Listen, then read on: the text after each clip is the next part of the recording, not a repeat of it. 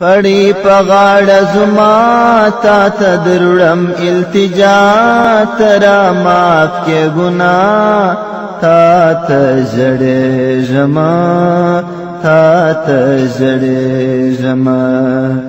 زه یم عجیز حیران ته یې رحیم و رحمان ستا دی بېشانه احسان تا ته ژوند لار زمنګ د نن ورځې د خپرونې موضوع بیا هم د ګناهونو نښې او د هغې علاج ترا معاف کې ګناه تا ته ژړېږمه تا ته ژړېږمه بسم الله الرحمن الرحيم الحمد لله رب العالمين حمد الشاكرين الصلاة والسلام على سيد الأنبياء والمرسلين سيدنا ونبينا وشفيعنا ومولانا محمد وعلى آله وأصحابه الطيبين الطاهرين قدرمنو اوریدونکو د ژوند د لارې د خپرونې مینوالو السلام علیکم ورحمة الله وبرکاته ستاسو روغتیا او خوشحالي د پاک رب نه غواړم په دې هیله چې د صحت او عافیت جامې پر تن ولرئ او خوشحالي مو په برخه وي دا دی زه محمد یاسین فهیم د ژوند د لارې د خپرونې په وړاندې کولو کې ستاسو په خدمت کې یم زموږ د نن ورځې د خپرونې موضوع بیا هم د ګناهونو نښې او د هغوی علاج درنو اوریدونکو د انسان د ازمایښت لپاره الله رب العزت شیطان پیدا کړی شیطان تل هڅه کوي چې د انسان په زړه کې غلط او ناوړه خیالونه پیدا کړي شیطان تل هڅه کوي چې انسان په بدی اخته وي همدغې خبرې ته الله رب العزت په خپل کلام کې په سورت فاطر کې 15 آیت کې اشاره کړې الله فرمایي یا ایها الناس ان وعد الله حق فلا تغرنکم الحیاة الدنیا ولا يغرنكم بالله الغرور إن الشيطان لكم عدو فاتخذوه عدوا إنما يدعو حزبه ليكونوا من أصحاب السعير الله فرمای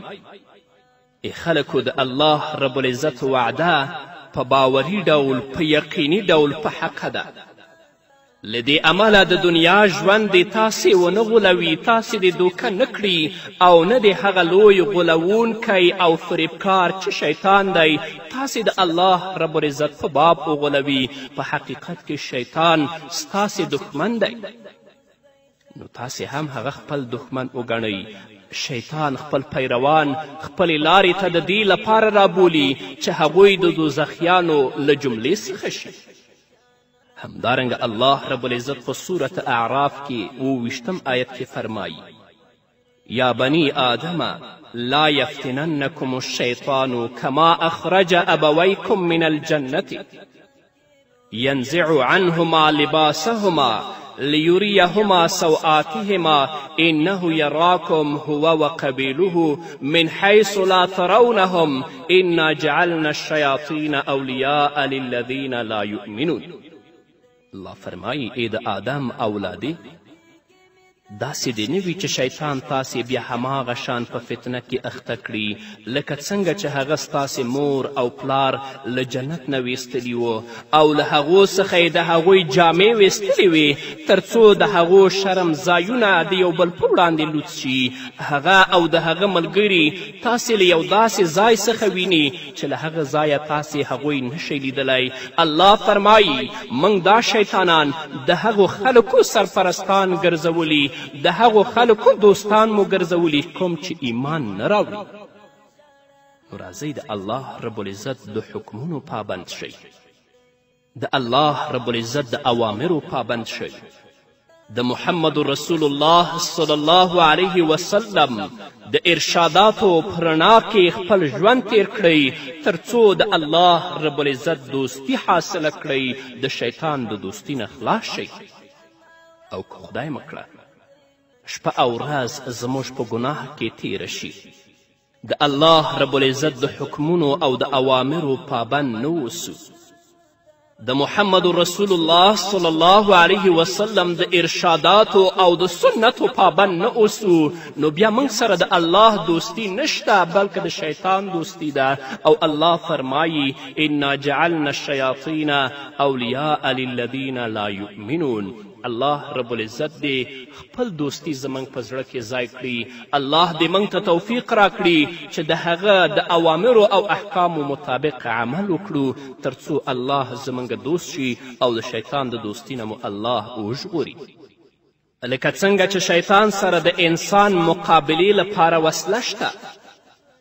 همدارنګه له انسان سره هم وسله شته، خو په دې شرط کې انسان دا وسله وکاروي. د مسلمان انسان لپاره د شیطان په مقابل کې وسله دا ده چې الله رب العزت مسلمان انسان د شیطان له دښمني څخه خبر کړ. په دنیوي ژوند کې کله چې ته پوه شې چې فلانی زما دښمن دی یا د هغه د دښمني نه ته خبر کړی شي نو ضرور به د هغه د ضرر نه ځان ژغوري.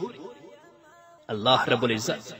محمد رسول الله صلی الله علیه وسلم موږ د شیطان د دښمني نه خبر کړي یو. دا لویه وسله ده چې باید د شیطان په مقابل یې وکاروو او د هغه د ضرر نه ځان بچ کړو. همدارنګه د شیطان د مکر، فریب او بدو وسوسو څخه د بچ کیدو لپاره محمد رسول الله موږ ته وظایف راښودلي دي، خو افسوس چې په هغو وظایفو باندې تر اوسه پورې موږ نه پوهیږو. همدارنګه لکه څنګه چې هر انسان باندې یو شیطان دی، همدغه ډول د شیطان څخه د بچ کیدو لپاره ورته د ملائکې په بڼه کې یو محافظ الله رب العزت هم ورکړی. همدارنګه د هرې بدي په اړه ورته سپینه سپینه خبره شوې او په ښکاره توګه خبر شوی دی چې دا بدي ده او د دې څخه د بچ کیدو لپاره یې ورته په زړه کې د الله رب العزت غضب او دوزخ د عذاب ویره هم پیدا کړې ده. نو په دې سلسله او دوامداره جګړه کې انسان ته پکار ده چې تل د خپل ستر او ازلي دښمن شیطان په اړه خبر وي تر څو یې په نافرماني کې ښکیل او د الله رب العزت د لارې څخه یې بېلارې نه کړي. انسان باید تل باخبره اوسي چې شیطان پرې بریالی نشي او انسان باندې شیطان هره نشي بریالی کیدلی چې هغه انسان د الله رب العزت د حکمونو پابند اوسي، د محمد رسول الله د سنتو پابند اوسي، د الله رب العزت ویره د هغه په زړه کې ځای ولري. دا طبیعي خبره ده چې د انسان په زړه کې هر ډول ښه او بد خیالونه راځي او راتلی شي. لکه چې الله رب العزت په خپل کلام کې د 14 سپارې په سر کې فرمایي وما ابرئ نفسي ان النفس لامارة بالسوء الا ما رحم ربي ان ربي غفور رحیم. الله وایي چې حضرت یوسف علیه السلام وویل زه د خپل نفس ښه نه وایم، نفس خو پر بدي هڅونکی دی، مګر دا چې پر چا زما د رب رحمت وي بېشکه زما رب ډیر بخونکی او رحم کوونکی دی. همدارنګه الله رب العزت په صورت قیامت کې فرمایي لا اقسم بیوم القیامه ولا اقسم بالنفس اللوامه. نه زه قسم خورم د قیامت په ورځ او نه زه قسم خورم په ملامتونکي نفس باندې. همدارنګه الله رب العزت په صورت شمس کې فرمایي ونفس وما سواها فالهمها فجورها وتقواها قد افلح من زکاها وقد خاب من دساها.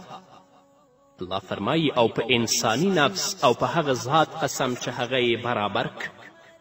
بیا یې د هغه بدي او د هغه پرهیزګاري هغه ته الهام کړه. په رښتیا سره بری وموند هغه چا چې هغه د نفس تزکیه وکړه او ناکام شو هغه څوک چې هغه یې لاندې پټ کړ. نو په دې آیتونو کې د نفس، زړه او ضمیر 3 ډوله مختلف حالات الله بیان کړل. یعنی کله په زړه کې ښه خیالونه راځي او کله بد. نفس کله انسان د بدیو په لور وړي او کله د تقوا او توحید له امله په ګناه باندې ملامتوي.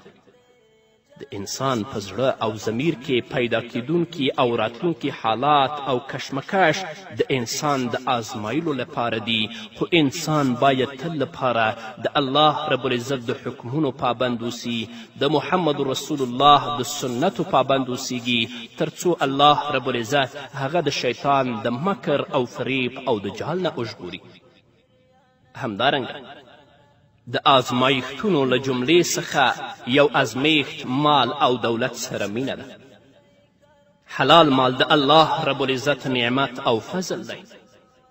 انسان باید د دنیوي ژوند د تیرولو لپاره نه یوازې دا چې د حلال رزق د ترلاسه کولو لپاره دعا وکړي، بلکې د حلال رزق د ترلاسه کولو لپاره باید پوره کوشش هم وکړي. حضرت انس بن مالک رضی الله تعالی عنه فرمایی چې نبی کریم صلی الله علیه وسلم وفرمایل کاد الفقر ان یکون کفرا. فقر انسان کفر ته رسوي، او دا یو داسې حقیقت دی چې څوک ورته دروغ نشي ویلی. نو له همدې امله دنیوي مال، دولت او سرمایه انسان ته خوشحالي او خوښي ورکوي، او د همدې مال له امله کولی شي چې خپل ایمان وساتي. خو کله همدغه مال د انسان لپاره د ګناه سبب هم جوړیږي. دا هغه وخت کیږي چې انسان د مال او دولت په نشه کې غرق شي، د حرام او حلال ترمنځ فرق ونه کړي، او له هرې لارې چې کیږي مال ټولوي، تر دې چې له ده څخه قارون جوړ کړي او د همغه په شان خودغرضه او کبرجن شي. د انسان د همدغې حالت په اړه په قرآن کریم کې داسې راغلي، الله فرمایي کلا ان الانسان لیطغى ان رآه استغنى. هیڅکله داسې نه ده. انسان سرکشي کوي په دې اساس چې هغه خپل ځان بې اړی یعنی غني ویني، یعنی د غنا او شتمنۍ په نشه کې ځان غني بولي. له همدې امله سرکشه کیږي. بیا همدغه سرکشي چې په دې کې د شتمنۍ وروسته پیدا شي انسان تر هلاکته رسوي. له همدې امله الله رب العزت د مال او دولت په اړه فرمایي یا ایها الذین آمنوا لا تلهکم اموالکم ولا اولادکم عن ذکر الله ومن یفعل ذلک فاولئک هم الخاسرون. ای مؤمنانو، ستاسې مالونه او اولادونه دې تاسې د الله رب العزت له یاد څخه غافله نه کړي. کم کسان چې دا کار وکړي هغوی زیانمن دي. هغه به ډیر کم خلک وي چې د مال او شتمنۍ د ډیروالي نه وروسته هم د الله رب العزت څخه ویریدونکي وي او د الله رب العزت په لاره کې لګښت کوي. پاتې ټول په بخل او بیلاریو کې ښکیل کیږي. ډیر وخت داسې کیږي چې د مال او شتمنۍ د ډیروالي په اندازه انسان د الله رب العزت د اطاعت څخه لرې کیږي. دا ځکه لکه څنګه چې الله رب العزت د فقر، تنګلاسي او بېوزلي په حال کې له خپل بنده څخه امتحان اخلي او په خپل بنده باندې ازمایښت کوي، همدغه شان د مال د ډیروالي او شتمنۍ په حال کې هم په خپل بنده باندې امتحان راوړي او له ده څخه ازموینه اخلي. په عام طور د تنګلاسي او بېوزلي په حال کې انسان له خپل رب سره ډیر پاتې کیږي. تل هغه ته د خپلې بېوزلي او تنګلاسي فریاد کوي. له همدې امله په دین باندې ثابت قدمه او صبرسار وي. ایمان یې پخیږي او ورځ تر بلې د صبر او استقامت جذبه قوي کیږي. د دې برعکس د خوښۍ، خوشحالۍ او مزو په ژوند کې انسان د دنیا په خوندونو او مزو کې غرق شي چې له امله یې رب هیر شي او له خپل رب څخه په غفلت کې واقع شي. نو له همدې امله چې کله دغه دواړه حالات یعنی مالداري او تنګلاسي سره پرتله کړی شي، نو د تنګلاسي په پرتله انسان د مالداري له امله دوزخ، د الله رب العزت عذاب او بیلاري ته ډیر نږدې کیږي او هم د عذاب حق جوړیږي.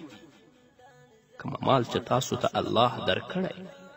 کومه سرمایه چې الله رب العزت تاسو ته درکړې، تاسو په هغې باندې کبر مه کوئ، غرور مه کوئ.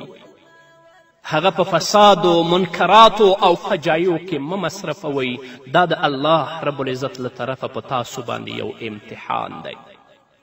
هغه مال چې الله درکړی په هغې باندې د الله رب العزت د دین خدمت وکړه، د الله رب العزت په لاره کې ولګوه، تر څو د الله رب العزت دوست شي او د شیطان د دوستي نه دی الله رب العزت وژغوري. الله دې په موږ باندې رحم وکړي، الله دې موږ ته د توبې توفیق راکړي تر څو د خپلو ګناهونو علاج په توبې سره او الله ته په ورګرځېدنې سره وکړو. په همدې هیله درنو اوریدونکو نور به م واورو، خو د یوې دمې نه وروسته.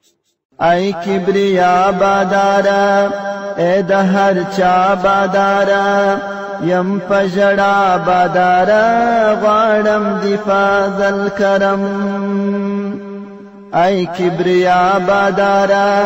اے د هر چا بادارا یم پژړا بادارا غواړم دی فضل کرم. زما سا گناه سوی ده راسا خطا سوی ده دا پرشتیا سوی ده تا ته ژړېږمه تا ته ژړېږمه پړی په غاړه زما تا ته دروړم التجا ته را معاف کې ګناه تا ته ژړېږمه تا ته ژړېږمه. زه یم عاجز حیران ته یې رحیم و رحمان ستا دی بېشانه احسان تا ته ژړېږمه تا ته ژړېږمه. درنو اوریدونکو بیا هم زموږ سلامونه ومنئ. الله رب العزت د دې نظام د چلولو لپاره نر او ښځه دواړه یو بل ته د تکمیل ذریعه جوړه کړې ده. د دې دواړو له یو ځایوالي له امله یوه نوې کورنۍ منځته راځي او په همدې ترتیب انساني سفر مخ په وړاندې ځي. که چیرې د نر او ښځې اړیکه د اسلامي دین د ضابطې یعنې د نکاح له مخې جوړه شي، نو نه یوازې دا چې دنیوي ژوند به یې ګټور شي بلکې د ده لپاره به د اجر او ثواب لامل هم جوړ شي. خو که چیرې دا سلسله عبث او بېځایه وګڼل شي او له پامه وغورځول شي، نو نه یوازې دا چې له دنیوي تباهي سره به مخ شي بلکې په آخرت کې هم لوی او دردناک عذاب د ده لپاره ساتل شوی دی. نو دویم ازمیښت او دویمه فتنه هغه د ښځو ازمیښت او د ښځو فتنه ده. د بخاري حدیث دی، نبی کریم صلی الله علیه وسلم فرمایي له ما وروسته د نارینهو لپاره زیان اړوونکې فتنه او ازموینه له ښځو څخه بله نشته. ما ترکت بعدی فتنة. په یو بل ځای کې نبی کریم صلی الله علیه وسلم فرمایي چې د مسلم حدیث دی، إن الدنيا حلوة خضرة وإن الله مستخلفكم فيها فينظر كيف تعملون فاتقوا الدنيا واتقوا النساء فإن أول فتنة بني إسرائيل كانت في النساء. رسول الله صلی الله علیه وسلم فرمایي یقینا دا دنیا خوږه تازه او شادابه ده او یقینا الله رب العزت تاسو ته په دې دنیا کې اقتدار دربخي. بیا الله ګوري چې تاسو څه ډول عمل کوئ. نو د دنیا څخه ډډه وکړئ او په خاصه توګه د ښځو له آزمایښتونو څخه، ځکه چې په بني اسرائیلو کې تر ټولو لومړنۍ فتنه د ښځې په بڼه پیدا شوې ده. دلته باید سړی په دې بدګماني کې رانه شي چې ګوندې ښځه په خپل ذات کې یو بد شی دی. نه، بلکې د محمد رسول الله صلی الله علیه وسلم د وینا معنا دا ده که د ښځې په ذریعه په یو ټولنه کې د فساد پیدا کولو اراده وشي، نو دا ډیر آسانه کار دی. زر تر زره خلک په فتنه کې ښکیلولی شي. د دې خبرې ثبوت او حقیقت ژوندی مثال نننی عصر ده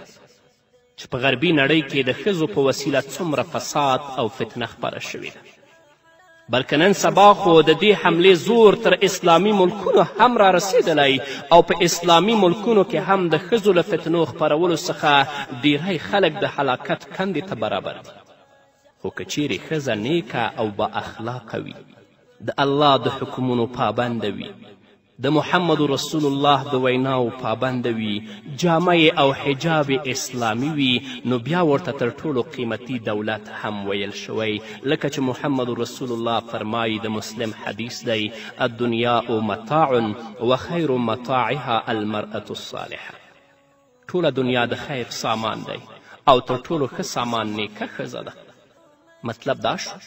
که دنیا حلاله او پاکه وي نو خیر او خیر دی، او که ښځه هم نیکه او صالحه وي، د الله رب العزت د حکمونو پابنده وي، جامه یې اسلامي جامه وي، نو بیا هم خیر او خیر دی. او الله مکړه که دنیا حرامه او بېلارې کوونکې وي او ښځه هم بدعمله او فاجره وي، نو تعبیر بیا بل څه دی. الله رب العزت دې په موږ باندې رحم وکړي. همدارنګه درنو اوریدونکو، دریم ازمیښت هغه د کور د وګړو سره مینه ده. د میرمن او بچیو سره مینه هم د فطري لحاظ د انسان په خټه کې اغږل شوې ده، او همدغه محبت دی چې نارینه د نوې کورنۍ د تعمیر او تشکیل لپاره تیاروي.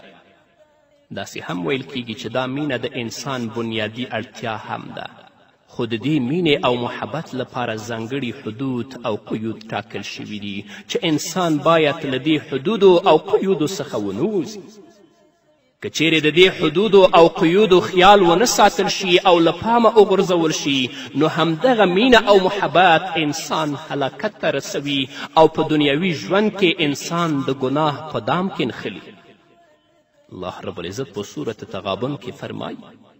یا ایها الذین آمنوا ان من ازواجکم و اولادکم عدوا لکم فاحذروهم انما اموالکم و اولادکم فتنه والله عنده اجر عظیم. ای مؤمنان، ستاسې له میرمنو او ستاسې له اولادونو څخه ځینې ستاسې دښمنان دي، له هغو نه ځان اداره کړئ. ستاسې مالونه او ستاسې اولادونه خو یوه آزموینه ده، او همدا الله رب العزت دی چې له هغه سره لوی اجر دی. والله عنده اجر عظیم. دا چې د الله رب العزت په کلام کې اهل و عیال ته د دښمن خطاب شوی، د دې لامل دا دی چې ځینې وخت خلک دوی سره د مینې له امله په ګناه کې اخته شي او ځان دوزخ ته برابر کړي، لکه د ښځې او بچیو د بېځایه او نارواو غوښتنو پوره کول،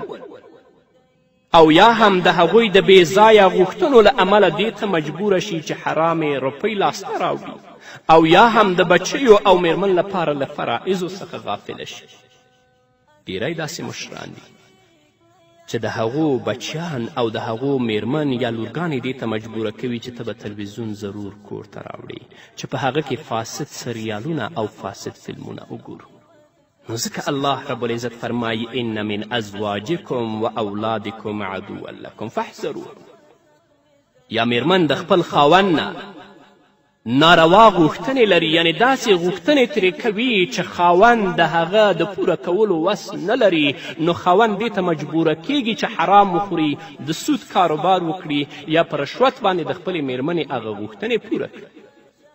نو ځکه الله وی: انما اموالکم و اولادکم فتنة والله عنده اجر عظیم. همدارنګه په کومو ځایونو کې چې د زړورتیا اړتیا وي هلته بزدله شي، او چیرته چې سخاوت ته اړتیا وي هلته بخیل او کنجوس شي.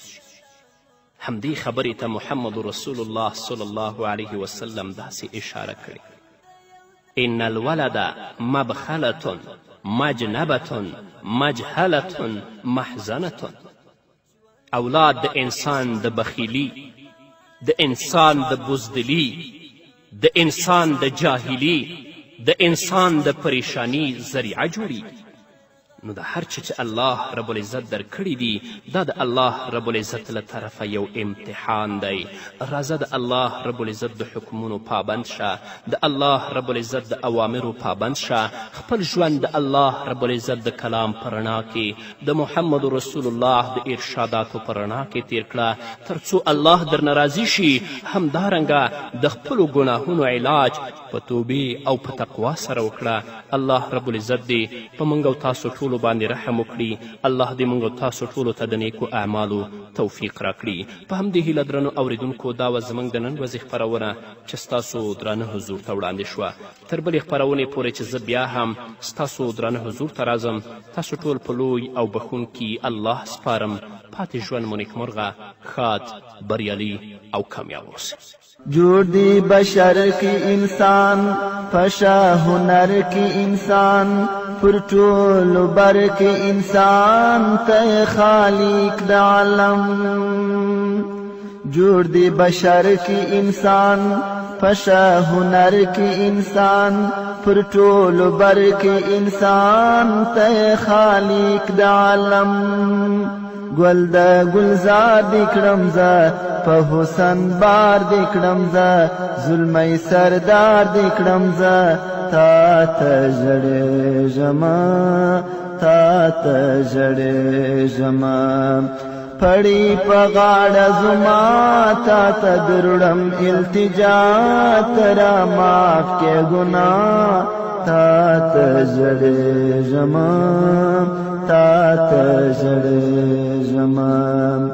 زه یم عاجز حیران ته رحیم رحمان ستا د بېشانه احسان تا ته ژړېږمه تا ته ژړېږمه څوک دی پسې مغواړي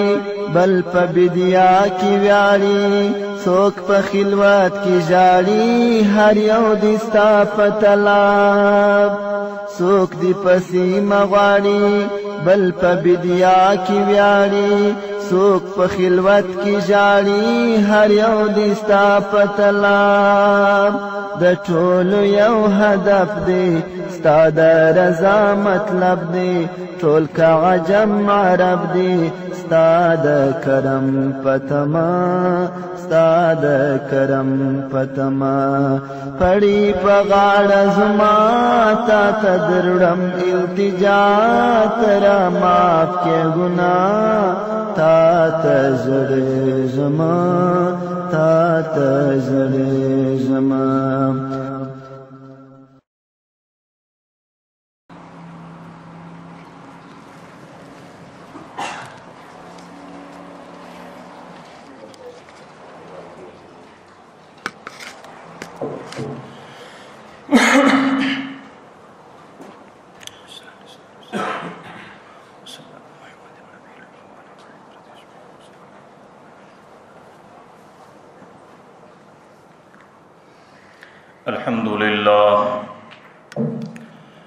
الحمد لله نحمده ونستعينه ونستغفره ونؤمن به ونتوكل عليه ونعوذ بالله من شرور أنفسنا ومن سيئات أعمالنا من يهده الله فلا مضل له ومن يضلله فلا هادي له ونشهد أن لا إله إلا الله وحده لا شريك له ونشهد أن سيدنا ومولانا محمدا عبده ورسوله أما بعد فأعوذ بالله من الشيطان الرجيم بسم الله الرحمن الرحيم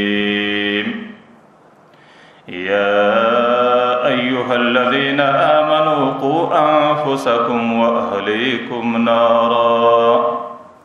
التي وقودها الناس والحجارة عليها ملائكة غلاظ شداد لا يعصون الله ما أمرهم وهم يفعلون ما يؤمرون وقال رسول الله صلى الله عليه وسلم ناركم هذه 71 جزءا من نار جهنم أو كما قال عليه الصلاة والسلام آمنت بالله صدق الله مولانا العظيم وصدق رسوله النبي الكريم ونحن على ذلك من الشاهدين والشاكرين والحمد لله رب العالمين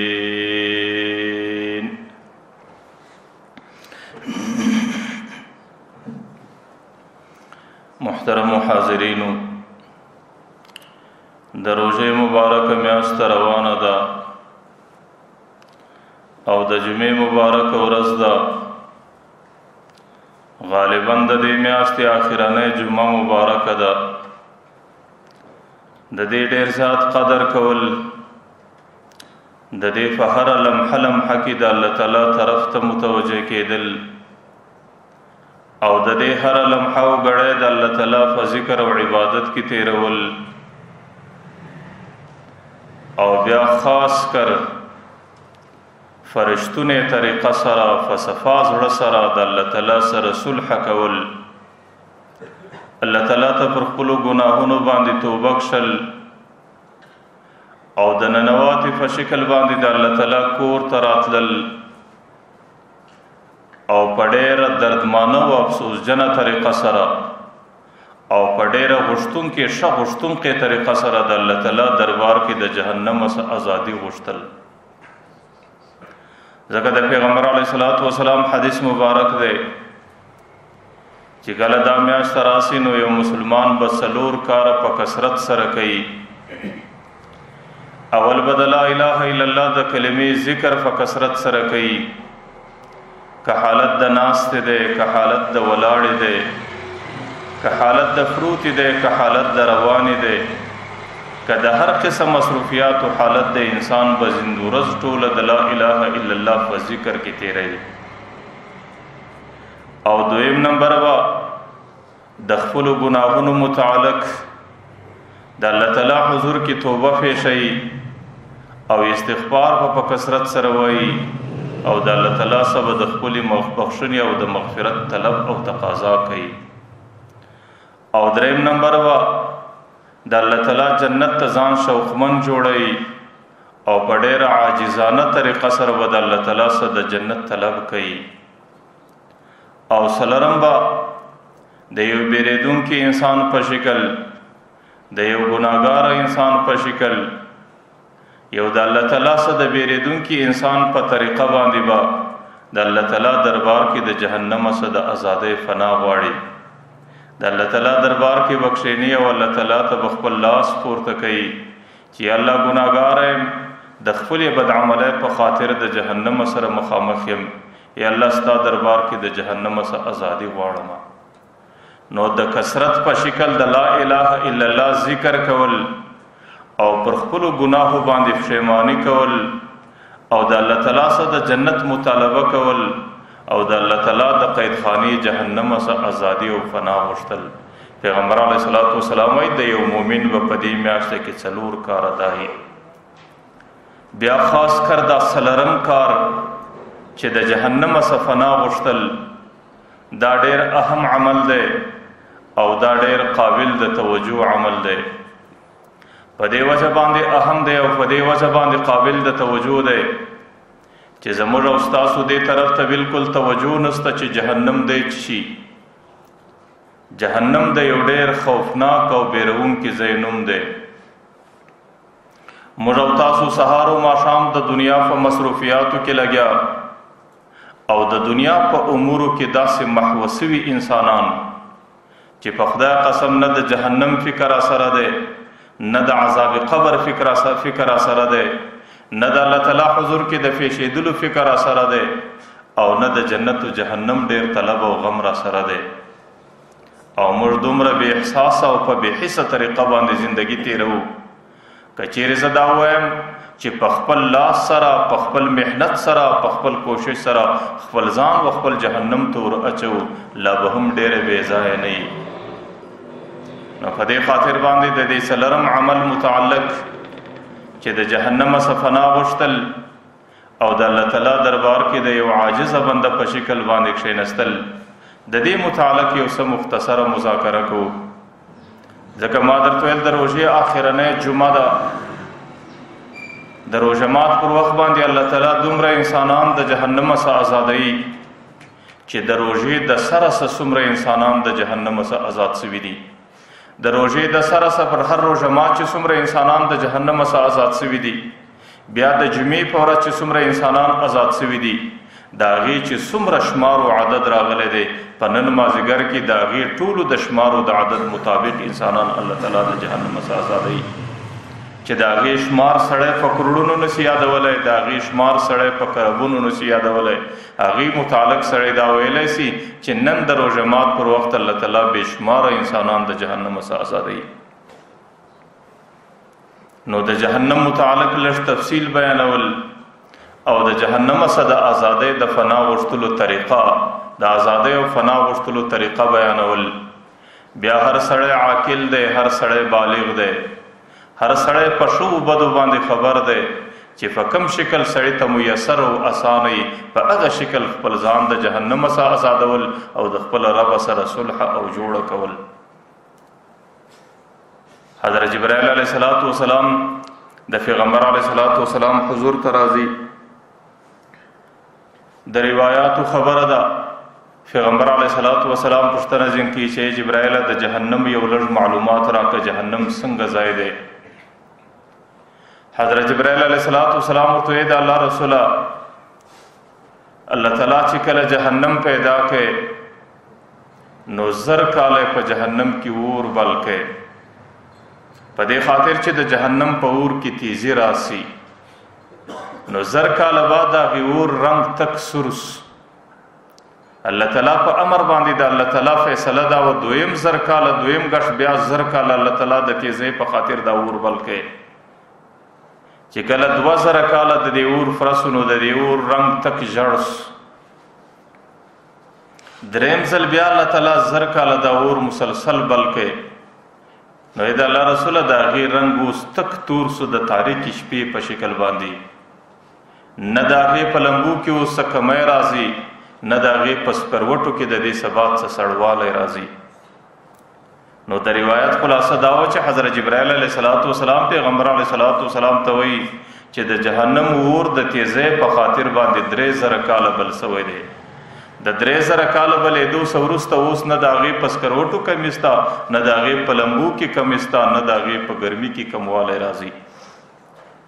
د جهنم د تیزی اندازه سړی د دې روایت سم لګولی شي چې کله حضرت جبرائیل علیه السلام د حضرت آدم علیه السلام د ضروریاتو پر کولو په خاطر چې حضرت آدم علیه السلام الله تعالی دنیا ته راواستاوه، نو حضرت جبرائیل علیه السلام د ضروریاتو پر کولو د پاره الله تعالی جهنم ته ورستی او ته ورسه د جهنم سره ور راوه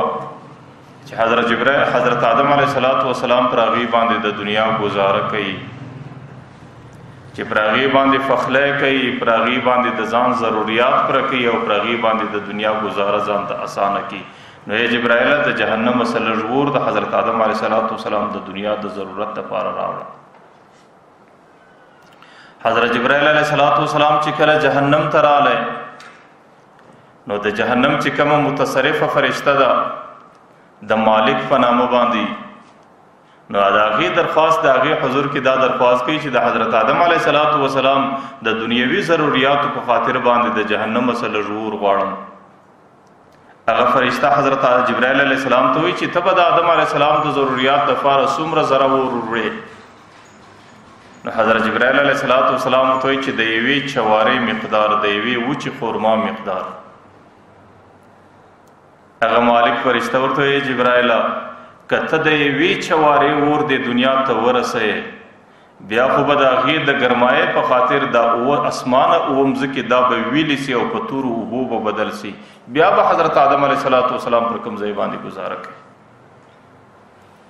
چې په هغې کې دومره تیزي ده چې د هغې برداشت بیا اسمانونه هم نسي راوړلی، د هغې برداشت بیا مځکې هم نسي راوړلی او د هغې برداشت دا ټوله مخلوقات نسي راوړلی چې کله اسمانونه او مځکې ویلې کېږي په تورو اوبو باندې د هغې د تیزي په خاطر باندې بدلیږي، نو بیا به د آدم علیه السلام گزاره په دې دنیا کې صحیح.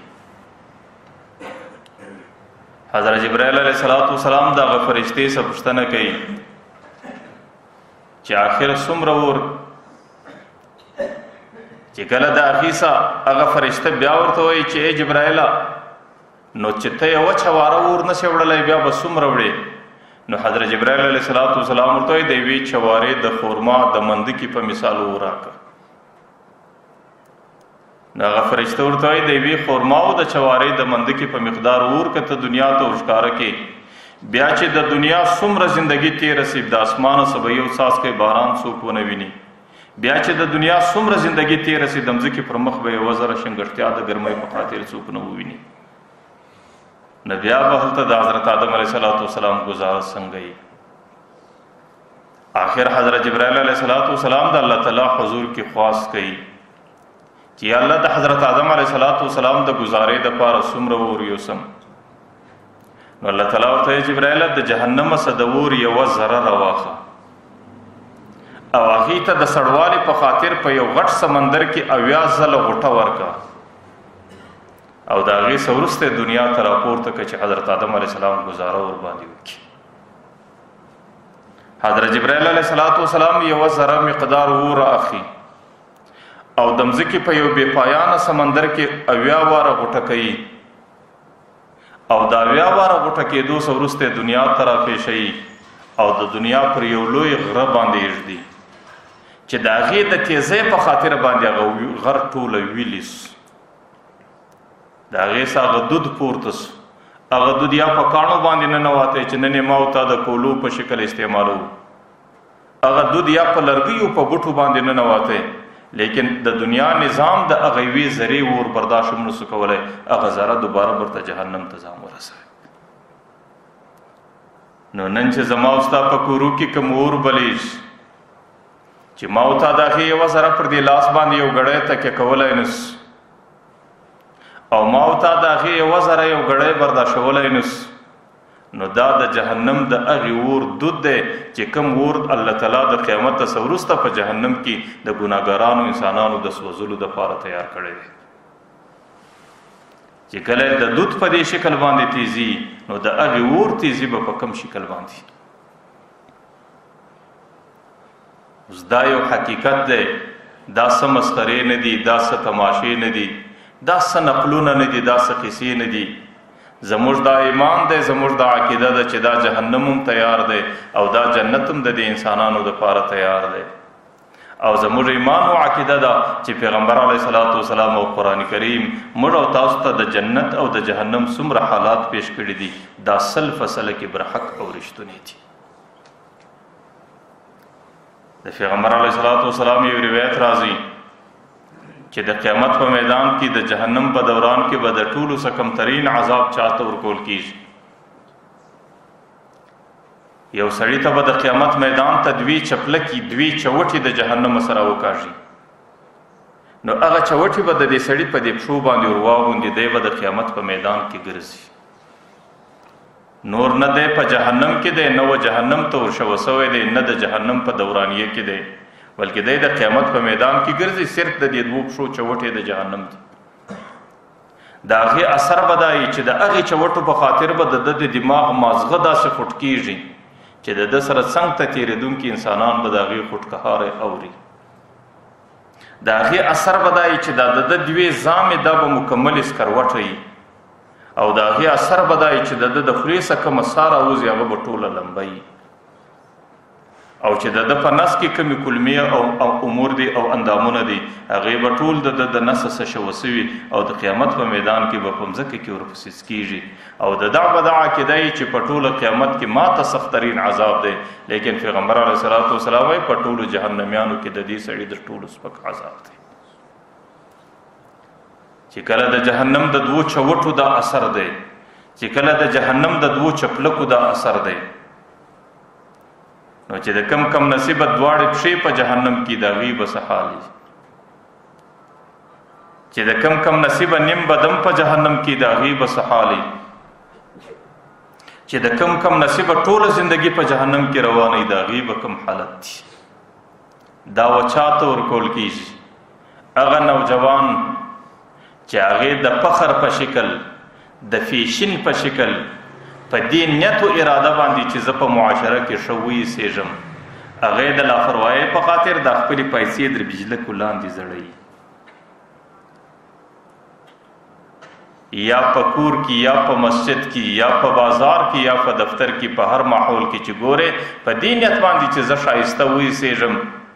او په دې باندې چې اوس پیشن دا دی او په دې باندې چې خلک ماته په یو ښه نظر باندې وګوري، د فیشنو د رواج په خاطر باندې دا پیسې در بجلکو کښته کول،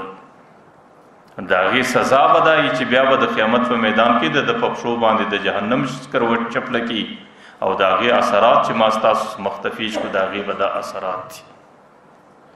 چې ما درته ویل د هغې په خاطر به د ده د سر مازغه فوټ کېږي، د هغې په خاطر به د ده زامې دواړې سکروټوي او د هغې په خاطر چې څومره سایه د دې خولې سره وځي هغه به ټوله لمبوي او چې په نس کې څومره اندامونه دي د کلمو په شکل هغې به ټوله د بدنه څه شوه سوي او هغې به د قیامت په میدان کې په دې سړي پسې سکېږي او د ده به دا عقیده وي چې زما ته د ټولو څه زیات عذاب دی لیکن پیغمبر علیه صلات وسلام وایي په ټوله جهنم کې در دې نو سپکترین عذاب د بل چا نشته. اوس دا خبره د بخاري شریف حدیث دی او دا احادیث دي چې د دې په صحت او صحیحوالي کې یوه ذره شک نشته.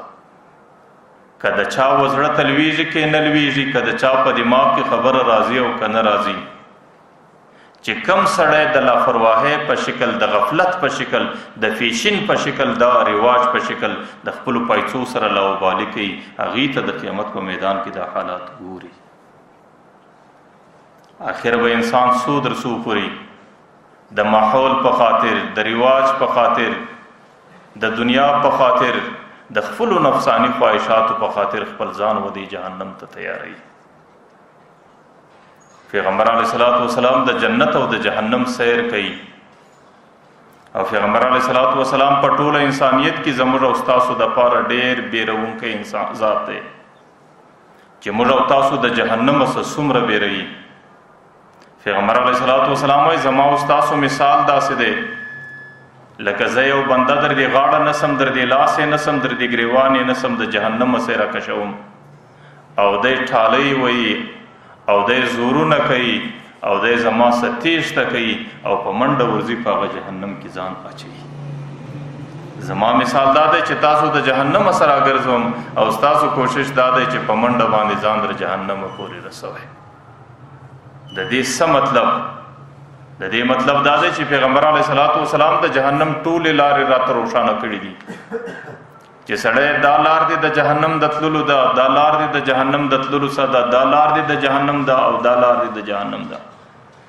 او بیا یې د هغې په ضمن کې زیات تاکید راته کړی دی چې سړی پر دې به نه ځې، پر دې به نه ځې، پر دې به نه ځې، پر دې به نه ځې. نو پیغمبر زما او ستا د جهنم څخه د راګرځولو کوشش کوي. لیکن ما او تاسو کوو کله کله د خپلو ذاتي خواهشاتو په خاطر، کله کله د تربورګلوۍ په خاطر، کله د دوستانو د یارانو په خاطر، کله د محفل او د مجلس په خاطر، په دې خاطر باندې هغه د ګناه پر لارو باندې زغلو چې د کمې لارې آخرنی سر جهنم ته دی هغه جهنم ته ځان ورسوي. د پیغمبر علیه صلات وسلام وایي زما او ستا مثال دا، زما او ستاسو مثال داسې دی زه تاسو په ډېر تاکید او په ډېر شدومد او په ډېر زور باندې د جهنم سره ګرځوم،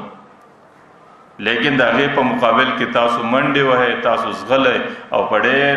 شدت سره او په ډېره تیښته سره تاسو زما سره ځان خلاصوئ او د جهنم در تورې کندې پورې ځان رسوئ. روایاتو کې راځي چې کله د جهنمي انسانانو جهنم کې گزاره راسي او د خپلې بد عملۍ په خاطر باندې بغیر د توبې څخه در دنیا تیر سي، نو د الله تعالی قانون دا دی، د الله تعالی عدل دا دی، د الله تعالی نظام دا دی چې هغې ته سزا په خپله جیلخانه جهنم کې ورکوي. چې کله د انسانانو څه زمانه په جهنم کې روانه سي نو د انسانانو عذاب په ډېر شدت و تکلیف کې، نو آخر د جهنم چې د انسانانو پر سر باندې کومې ملایکې مقررې دي د ټولو څه مخکې دې ملایکو ته نارې کړي ادعوا ربکم یخفف عنا یوما من العذاب.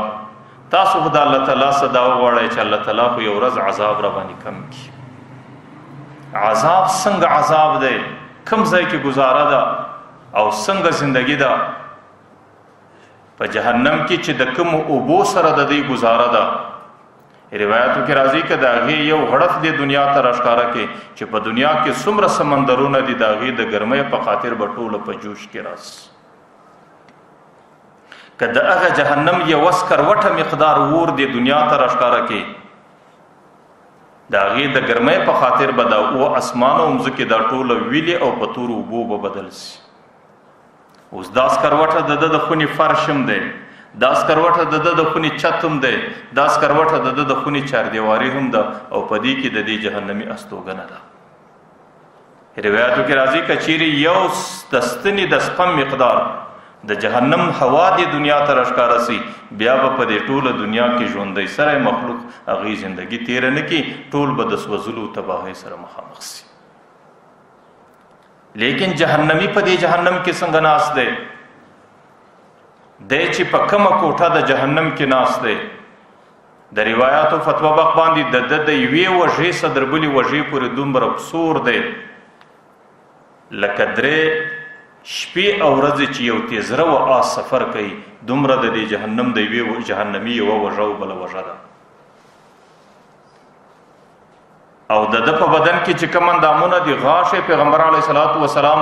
وایي چې د احد د غره مقدار دی، او روند د پیغمبر علیه الصلاة وسلام په قول باندې د بیضا د غره مقدار دی، او چې پر کوم مځک او د بدن پوست پیغمبر علیه الصلاة وسلام وایي 40 لاسه دی، چې د دې لاس د بدن پنډوالی او د پوست صرف د دې پوست پنډوالی دونه دی، او چې پر کوم مځکه باندې دی ناست دی. یو روایت خدا دی چې هغې 3 میله مځکه ده، پر دا صرف د ده د ناستې ځای دی.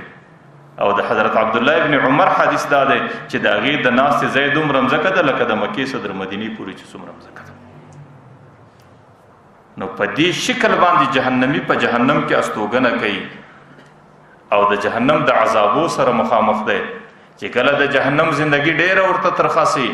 نو دی د جهنمی ملائکو چې هغې د جهنمیانو پر عذاب ورکولو مسلط دي، نو دی د هغې پر نامه باندې نارې کړي، ورته ادعو ربکم یخفف عنا یوما من العذاب، تاسو د الله تعالی څه وغواړئ چې الله تعالی یو ورځ د عذاب را باندې کم کړي. هغه ملائکې به څه ورته وایي؟ الم یاتکم رسولکم بالبینات، تاسو ته د نن ورځې حالات په دنیا کې انسانانو نو بیان کړي، تاسو ته رسولان نو راغلي، تاسو ته علما نو راغلي، تاسو ته واعظین نو راغلي، تاسو د نن ورځو حالات هلته په دنیا کې نو اورېدلي. بیا ورته الم یاتکم نذیر، تاسو له یو بیرونکی نو راغلی چې تاسو یې د جهنم څخه بیرولي وای. دی ورته بلا قد جاءنا نذیر، موږ له یو بیرونکی راغلی فکذبنا، موږ به هغې ته په درواغجن باندې ویل، وقلنا ما نزل الله من شيء ان انتم الا في ضلال كبير، موږ ورته وی چې نه د اسمانه څه کتاب راغلی دی، نه جنت شته نه جهنم شته، دا صرف ستاسو قصې دي، ستاسو کهانۍ دي. نو په دې خاطر موږ هغې ته توجه نور کوله. نو یو جهنمی پر بل باندې مخ راواړئ، قالوا لو كنا نسمع او نعقل، کاش په دنیا کې موږ هغه خبرې اورېدلی او موږ نن په دنیا کې هغه خبرې د دماغ ته شوه کولی، ما كنا فی اصحاب السعیر، نن به زموږ زندگی په دې جهنم کې نه وای. نو هغه ملائکو به ورته وایي الم یاتکم رسولکم بالبینات، ایا د دې حالاتو ذکر کوونکي انسانان دنیا کې تاسو ته نه و پیښ شوي؟ نو دوی ورته وایي چې و موږ له راغلي وو، خو موږ کله خبره اورېدله نه، او چې کله به مې واورېدله په دماغ کې مې دې خبرو ته ځای نه ورکوی. نو هغې به ورته وایي فدعوا وما دعاء الکافرین الا فی ضلال، تاسو اوس نارې کوئ، تاسو چغې کوئ، تاسو فریادونه کوئ، تاسو بدې کوئ، ستاسو خبره څوک نه اوري، ستاسو فریاد څوک نه اوري، ستاسو د فریاد اورېدلو ته څوک تیار نه دی. چې کله د دې انسانانو د جهنمي ملائکو څخه تمه وخیږي، نو دویمه ناره د دوی دا د مالک فرشتې پر نامه باندې ده. مالک د ټوله جهنم سرفرسته فرشته ده چې ټوله جهنم د هغې په قبضه کې الله ورکړی دی. نو دوی به نارې کې مالک مالک یا مالک یا مالک. پیغمبر علیه الصلاة والسلام وایي 40 کاله مسلسل به دوی دا ندا و ناره کوي، او مالک فرشته به 40 کاله مسلسل دوی ته توجه لا نه کوي. چې کله د دوی د چغې او د نداو د نارو 40 کاله زمانه پرس وه، د هغې څه وروسته به هغه ورته متوجه سي، وایي تاسو څه وایاست، څه غواړئ؟ دوی به ورته وایي لیقضي علینا ربک، ته د رب دربار کې دا خواست وکړه چې الله تعالی پر موږ باندې مرګ مسلط کړي. د جهنم حالات زموږ په برداشت کې نه دي، د جهنم عذاب زموږ په برداشت کې نه دی، ته د الله تعالی دربار کې دا خواست وکړه چې الله تعالی پر موږ باندې مرګ مسلط کړي. هغه ورته بل انکم فیه ماکثون، تاسو به اوس ډېره اوږده زمانه په دې جهنم کې وخت تېروئ. ولقد جئناکم بالحق ولکن اکثرکم للحق کارهون، تاسو له حق راغلی و، د انبیاو پر ژبه، د پیغمبرانو پر ژبه، د جهنم تذکیر و مذاکرې راغلی وې، او تاسو ته د آخرت او د حساب و کتاب خبرې سوي وي ولکن اکثرکم للحق کارهون تاسو اکثریت خپل ځان دې ته تیار نه بالی نو چې دې هر څومره ناره د مالک فرشتې پر نامه باندې وکړي نو مالک فرشته به دوی ته وایي بل انکم فیه ماکثون بله چاره نسته اوس به اوږده زمانه په دې جهنم کې زندګي تېروئ درېیمه ندا چې دی روانوي نو هغه درېیمه ندا به د الله تعالی پر نامه باندې روانه کړي ربنا ربنا یا ربنا پیغمبر علیه الصلاة والسلام وایي د الله تعالی پر نامه به دی دومره اوږده ندا کوي چې د دنیا څومره زمانه د آدم علیه السلام صدر قیامته پورې تېره سوله تېرېږي د دې دوچنده مقدار به خالي دوی نارې وي او الله تعالی به په دوی ته نه متوجه کېږي الله تعالی به د دوی طرف ته غوږ نه راګرځي الله تعالی به دوی ته توجه نه برابروي او دوی به ناره وکړي ربنا ربنا ربنا یا ربنا دا به د دنیا د زندګۍ دوچنده د دوی ناره او اواز چې کله ډېره زمانه تېره سوه ډېر کلونه تېر سو په زرو کلونه تېر سو نو آخر به الله تعالی دوی ته متوجه سي چې دا څه غواړي نو دوی به څه ورته وایي ربنا غلبت علینا شقوتنا وکنا قوما ضالین یا الله بدبخته قوم و نافرمانه قوم یو شقی قوم یو ازلی کم نصیبه قوم ولو وکنا قوما ضالین موږ په دنیا کې د ګمراهۍ زندگی تېره کا ربنا اخرجنا منها فإن عدنا فإنا ظالمون یا الله تم یو ځل د جهنم څخه وباسه تم یو ځل بیا دنیا له وروله فإن عدنا که موږ دوباره دغسې ګناه وکړه نو فإنا ظالمون بیا نو یقینا موږ له ظالمان یو نو چې کله دی الله تعالی ته خپل فریاد پیش کی چې اخرجنا منها فإنا ظالمون موږ ظالمان یا الله موږ د دې څخه وباسه موږ ګمراهان قوما ضالون یو او که موږ دوباره دا ګناه وکړه نو یا الله موږ یقینا د جهنم سوځونکي انسانان یو نو الله تعالی ورته اخسئوا فیها ولا تکلمون دا د الله تعالی د جهنميانو سره اخرنۍ وینا ده الله تعالی ورته پړ مخې دی جهنم کې پریوځي ولا تکلمون د دې بعد چې بیا خبره ونه کوي د هغې څه وروسته بیا ملایکې د انسانان راپورته کړي او بیا به د جهنم په کوټو باندې ننباسي چې ما درته وی د هغې چت هم د اور دی د هغې فرش هم د اور دی د هغې چاردواري ټوله د اور جوړه ده او چې کله په دې کوټو باندې ننواسي نو د دې به یو قسم بڼهاری راوځي قرآن کریم وایي لهم فیها زفیر و شهیق زفیر خر چې کله د حمار چې کله د خولې څخه اول اواز راوځي د هغې اوله ابتدا ته زفیر وایي هغه اواز چې ختمیږي دې ته شهیق وایي په عربي کې نو د دې به د هغه حیوانانو غوندې اوازونه او د هغې بڼهاری او د هغې انګولاوې د دې دروازو څخه د جهنم د کوټو سره راوځي حضرت قتاده رضی الله عنه به وی ای قومه ای انسانانو د دې جهنم څه فنا در سره ده د دې څه ځان په څه خلاصوئ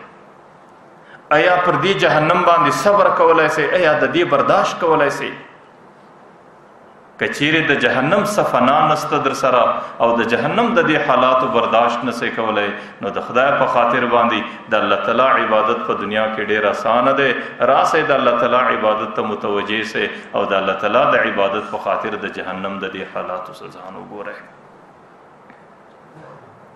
جهنمیان چې کله په زرګونو زمانه او ډېره اوږده زمانه هغې د جهنم په کوټو کې تېره کړي نو د دوی به دا عقیده سي چې په دنیا کې چې به کوم مشکل پر موږ باندې رالی نو هغه مشکل به موږ په صبر باندې حل کاوی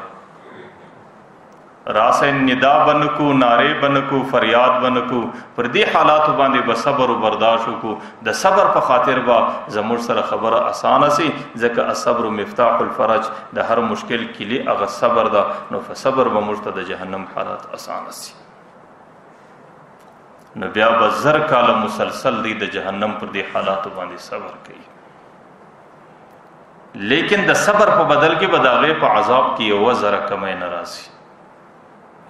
نو آخر به د ځانه سره فیصلې کې سواء علینا اجزعنا ام صبرنا ما لنا من محیص اوسو که موږ جزع او فزع کوو که غم کوو که نارې کوو او که صبر کوو زموږ دپاره د دې جهنم څخه خلاصوالی نشته د هغې څه وروسته به بیا نارې کې الله تعالی به د فرشتو په ذریعه باندې د جهنم د کوټو سره وباسي. نو دوی به د جهنم په دورانیه او میدان کې ډېرې چیغې وایي. الله تعالی د دوی سره کلام نه کوي، الله تعالی د دوی پوښتنه د ملایکو څخه کوي. نو الله تعالی به ملایکو ته وایي دی بندگانو څه تمنا ده، څه غواړي؟ نو هغوی به ورته وایي الله ستا په علم کې ډېره ښکاره ده، تا ته در معلومه ده چې دا د تندې شکایت کوي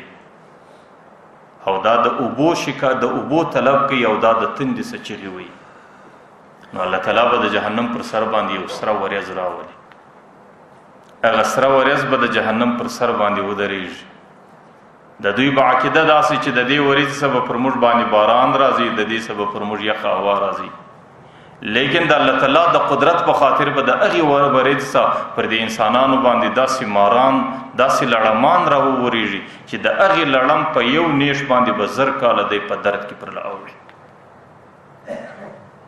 چې کله 1000 کاله زمانه ور باندې تېره سي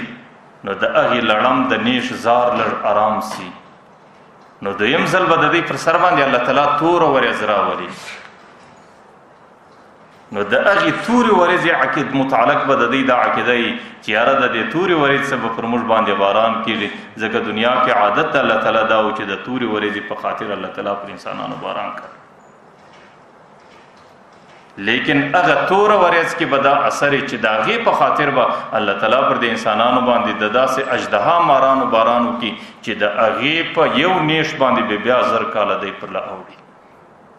د هغې درد او د هغې تکلیف به بیا دی په بدن کې په زرو کلونو محسوسوي. الله تعالی دا موږ نه وایي، الله تعالی قرآن کریم کې وایي زدناهم عذابا فوق العذاب بما كانوا یفسدون. چې کوم فساد یې کوئ، کوم فسق یې کوئ، د هغې په خاطر به الله تعالی یو عذاب په بل ور بدلوي، یو عذاب په بل ور بدلوي، یو عذاب په بل. نو دا به پر دې انسانانو د جهنم زندگی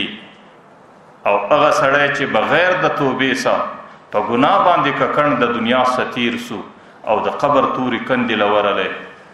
بیا خو ما درته وی د قبر توره کنده صرف کنده نه ده،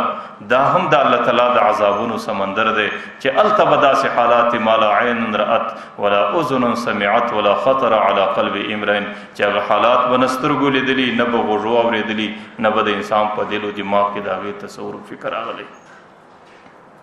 چې کله د قبر د تورې کندې سره پورته سي د قیامت په میدان کې د حساب و کتاب رسوایی و ذلت، چې کله د حساب و کتاب دورانیت تیره سي بیا د جهنم په میدان کې او د جهنم په دوران کې بیا عذاب او د هغې دپاره بدترین ساعت.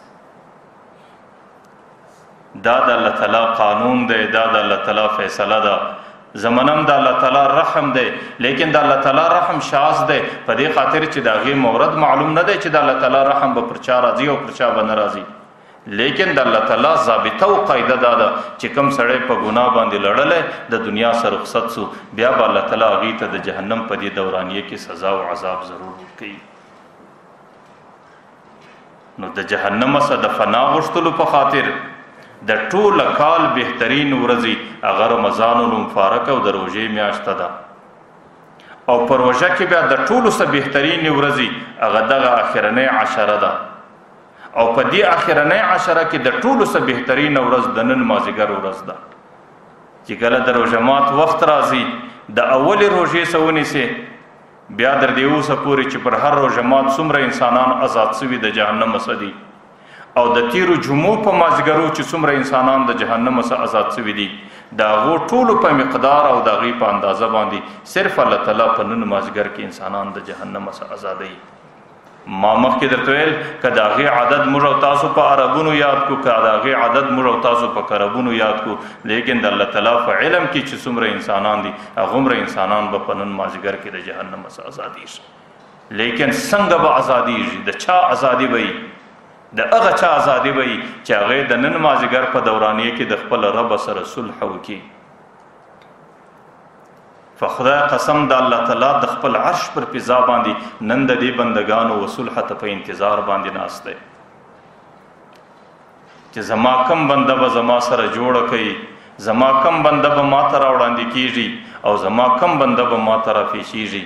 الله تعالی وایي بنده زه ستا د توبې په انتظار ناست یم من تقرب الیه شبرا چې ته کله یو لویشت راوس کېږې نو تقربت الیه باعا زه دا یو لیڅ درس کېږم او من تقرب الیه باعا تقربت الیه ذراعا چې کله یو لیڅ پې راوس کېږې الله تعالی وایي زه یو ګز درس کېږم من اتانی یمشي که ته پر دې پیدل زما پر طرف باندې را روان سې اتیتو که هر وله زه په منډه ستا مخ له درځم او تا په دې خپل بلا کیف او بلا قدرت په دې خپل غیږ پورې نسم په دې خاطر او ستا توبه قبلوم او تا د جهنم سنن آزادوم نو فنن مازدیګر کې چې څومره انسانان د جهنم څخه آزادیږي دا غالبا په کال 12 میاشتې کې داسې د آزادۍ موقع داسې د آزادۍ سیزن پر انسانانو باندې نه راځي نو نیکبخته انسانان او خوش قسمته انسانان او د سعادت و نیکبختی ډک انسانان هغه دي چې پر هغې باندې دا ورځ هم په غفلت کې تېره نسي په نن مازدیګر کې د خپل رب سره صلح کول د خپل رب دربار کې د ننواتې په شکل باندې کښېنستل او د خپلو ګناهو اقرار کول او پر خپلو ګناهو باندې د خپل رب څخه خپل مغفرت طلبول نو د نن مازدیګر د جهنم ازادي دا د الله تعالی دربار کې په توبه پیښولو باندې کېږي لیکن ما مخکې درته ویلي وو چې توبه څه ته وایي توبه دې ته وایي چې په کومه ګناه باندې اخته یې هغه ګناه به ځای پر ځای پرېږدي چې دا ګناه څومره په تېره دورانیه کې درڅه سوې ده پر هغې باندې به د الله تعالی دربار ته پښیماني پیښوي او دریم نمبر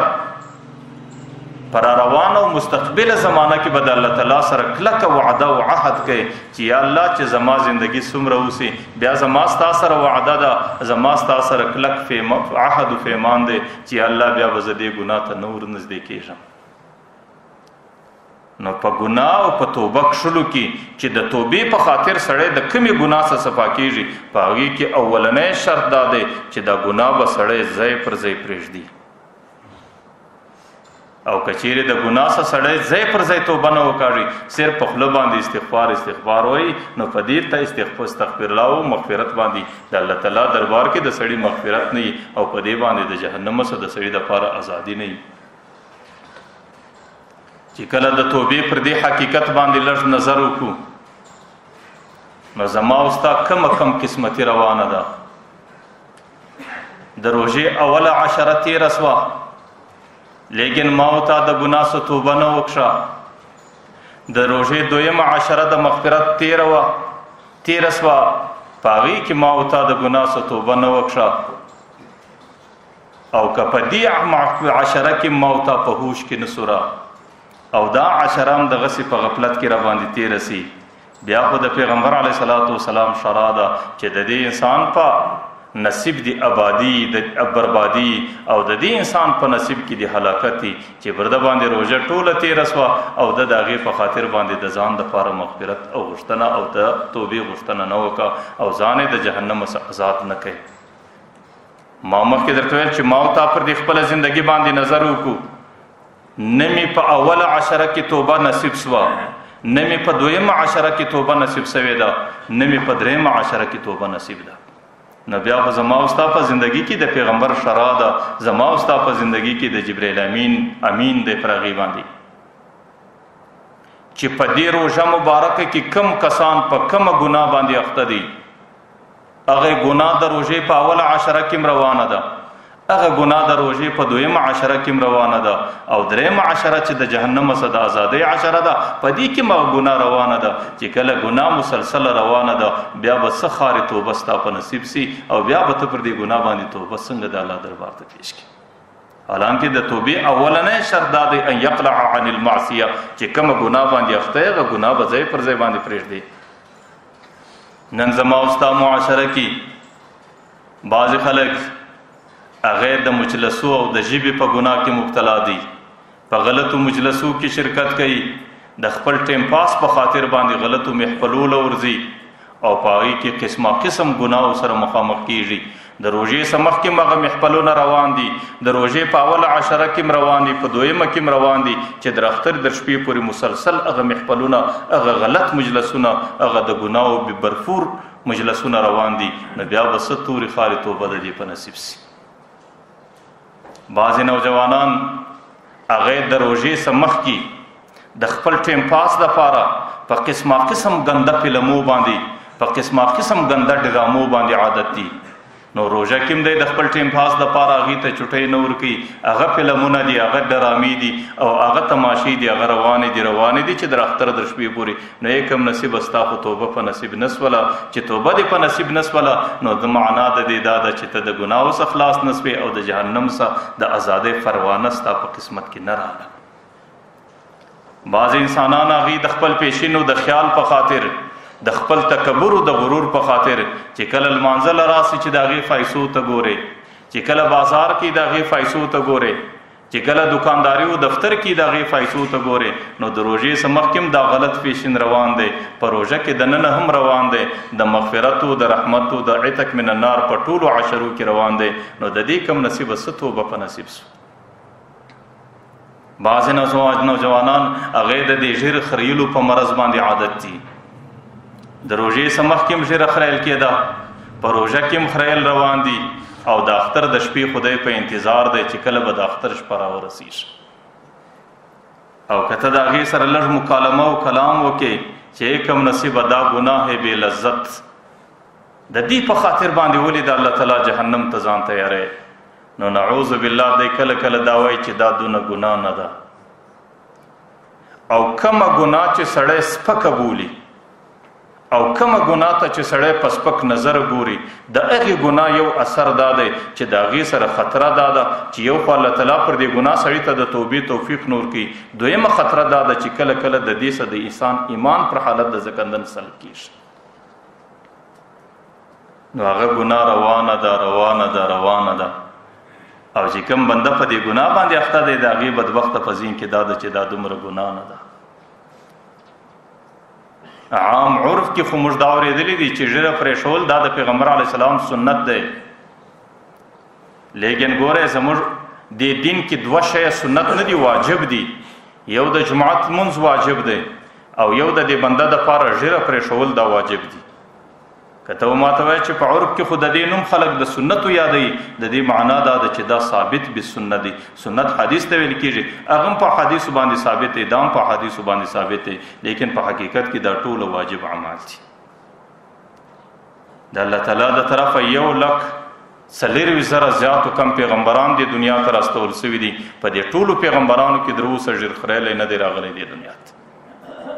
د الله تعالی د پیغمبر صحابه کرام 1,50,000 زیاتو کم صحابه کرام تیر سوي دي. په هغې ټولو صحابه کرامو کې د مځکې ته ژر خریلی نه دی راغلی، صحابه کرامو کې ژر خریلی نه دی پیدا سوی.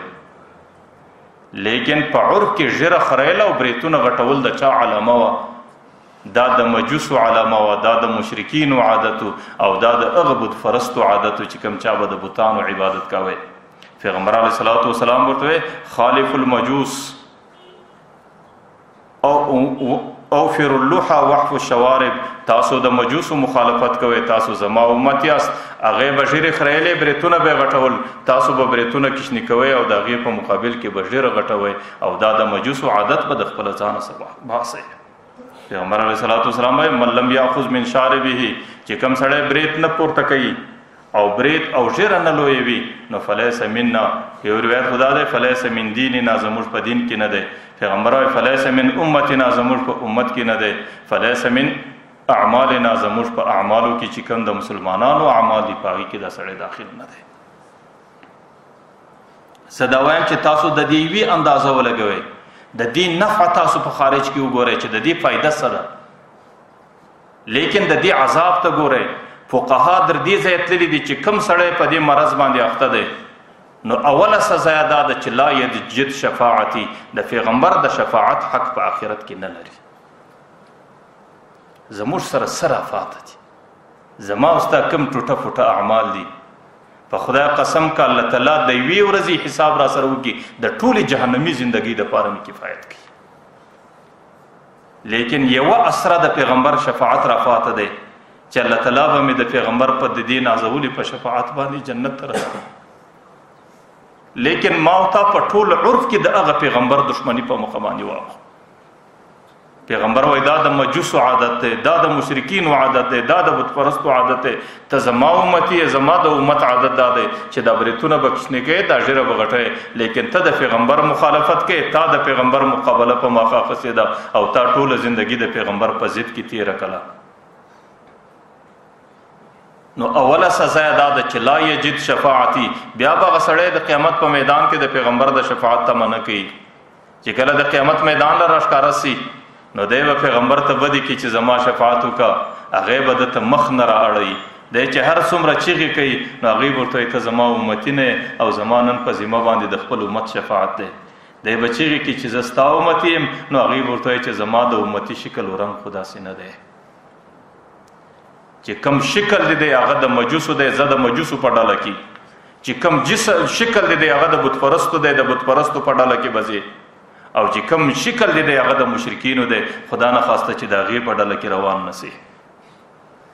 ځکه پیغمبر علیه الصلاة والسلام من تشبه بقوم فهو منهم، چې د کم چا شکل جوړی، چې د کم چا سره مشابهت کوي، په حقیقت کې د هغو په ډله کې د قیامت په میدان کې شمارل کېږي. نو زما خو عقیده دا ده چې ما ژیره خریلی ده، زه په دې باندې ښه ځوان یم، په دې باندې زه ښه ایسېږم، په دې باندې زه خپل ښه شکل دنیا ته ښکاره کوم، لیکن په عمل کې د پیغمبر سره ضد، په عمل کې د پیغمبر مقابله کول، په عمل کې د پیغمبر علیه الصلاة والسلام ارشادات د پیغمبر پر دې مخ باندې برته ویشتل. نو یو سزا خو دا ده چې لا یجد شفاعتي، چې کم سړی په دې مرض اخته دی د پیغمبر د شفاعت تمه بیا نشي کولی. ولا یشرب من حوضی، د قیامت په میدان کې د ټولو تږو انسانانو دپاره صرف یو حوض کوثر دی. پیغمبر علیه الصلاة والسلام وایي لا یشرب من حوضی، زما د حوض اوبه پر هغه چا حرامې دي چې کم چا زندگی زما پر سنت نه ده او چې کم سړی د ژیرې خریلو په مرض باندې اخته دی. او ویعذب فی قبره، چې کله قبر له ورغلی دا قبر ټوله د ده دپاره د جهنم کنده ده. ويبعث الله الیه منکر و نکیر فی غضب، بیا به منکر و نکیر وده ته په حالت د غصې او د غضب کې راپورته کیږي او د ده سبب په حالت د غصې او د غضب کې سوال او جواب کیږي. نو ما درته وی کچیر دا خبرې تا ته سپکې معلومیږي چې د قیامت په میدان کې د پیغمبر د شفاعت سم محروم، د قیامت په میدان کې د پیغمبر د حوض کوثر سم محروم، او په قبر کې د بدترین عذاب سره مخامخ کېدل او نکر و منکر سوال و کتاب لرا پیشیدل په داسې شکل کې چې هغوی په حالت د غصې او د غضب کې کچیرې تا ته په دماغ کې دا سپکې در معلومیږي، بیا خو به زه دا درته وایم چې تاسو ته د جهنم زندګي هم سپکه ده. نو بیا خپل عمل جاري ساتئ چې په کوم شکل یې جاري ساتئ. نو د خدای په خاطر باندې لږ په هوش کې راسئ. دا زندگی روانه ده، دا زندگی بے مقصد نه ده، د دې زندګۍ د هر غړي غړي حساب دی، د دې د هر غړي غړي کتاب دی، د الله تعالی دربار کې حساب او کتاب پیښول دی. د خپل زندگی په احتیاط کې تیره کړئ چې سبا د دې د حساب او کتاب په خاطر د مشکلاتو سره نه یاست مخامخ. نن په دې اعمالو باندې ما درته ویل ته د چا مقابله کوې؟ ته د پیغمبر علیه الصلاة والسلام مقابله کوې چې هغې ټوله زندگی ستا په خاطر په ژړاو کې تیره کړه، چې هغې د قیامت په میدان کې ټول انبیاء کرام د نفسی نفسی نارې کوي چې الله زما ځان را بچاو کا. د پیغمبر علیه الصلاة والسلام د محبت په خاطر د هغې څخه خپل ځان یېر دی، هغې د نفسی نفسی بجای د امتی امتی چیغې وایي. ته د هغې د شپې حالات وګوره، ته د هغې د ورځې حالات وګوره چې د هغې ټول خپل خاندان په کربلا کې هغې د دشمن په توره باندې ټوکړه ټوکړه سولو، لیکن د هغې د بچاو دپاره پیغمبر ژړا نه وکړه، لیکن د خپل امت دپاره پیغمبر شپه ورځ ټولو په ژړا کې تېره کړه. نن د امت هغه وفا ده، نن د امت هغه وفا د پیغمبر سره ده، نن د امت هغه نزدېکت د پیغمبر سره دی، نن د امت هغه شادي د پیغمبر چې هغې په ټوله زندگی کې د کفارو مقابله نه واخسته، د مجوسو مقابله نه واخسته، هغې د مجوسو په صف او په شکل کې د پیغمبر مقابلې ته ودرېد. فیضي شاعر، زه کله کله تاسو ته قصه بیانوم. فیضي شاعر په دې ایران کې ډېر لوی شاعر تیر سو، الله تعالی ډېر لوی علم ورکړی و. د هغې د قرآن کریم یو تفسیر ولیکئ، ټوله تفسیر کې د قرآن کریم نقطه او ټکی نه کوي استعمال. بغیر د نقاطو د ټکو د قرآن کریم بهترین مقاصد ادا کړو. د هغې نوم یې کښې شوی سواطع الالهام، په دې نامه کې لا د ټکي والا حرف نه راوړی. یو عالم چې په هندوستان کې د فیضي شاعر تفسیر وکاته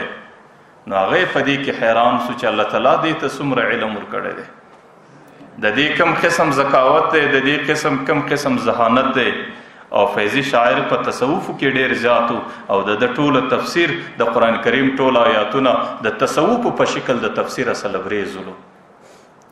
نو عالم په هندوستان کې ډېر په حیرت کې دی چې الله تعالی دا څنګه انسان پیدا کړی دی، د دې بنده څنګه دماغ دی او د دې بنده کم عقل او کم پوهنه ده. نو د هندوستان څخه په دې نیت باندې را روان سو ایران لا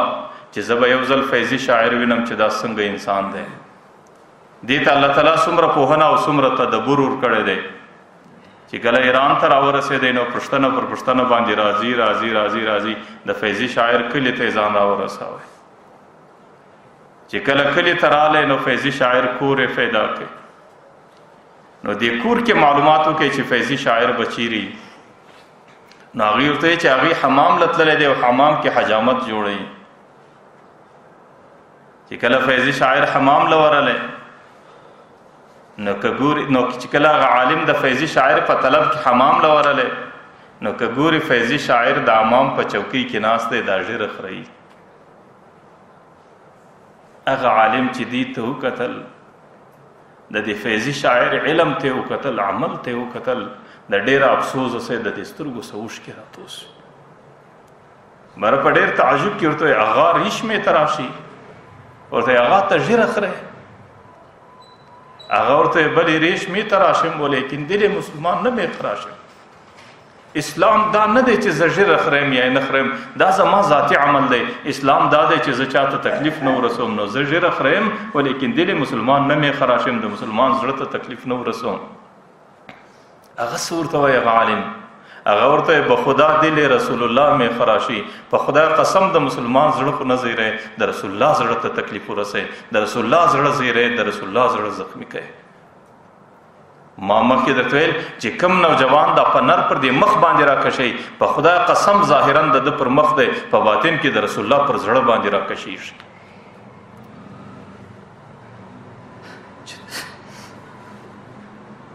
چې هغې د دې امت په خاطر باندې څوک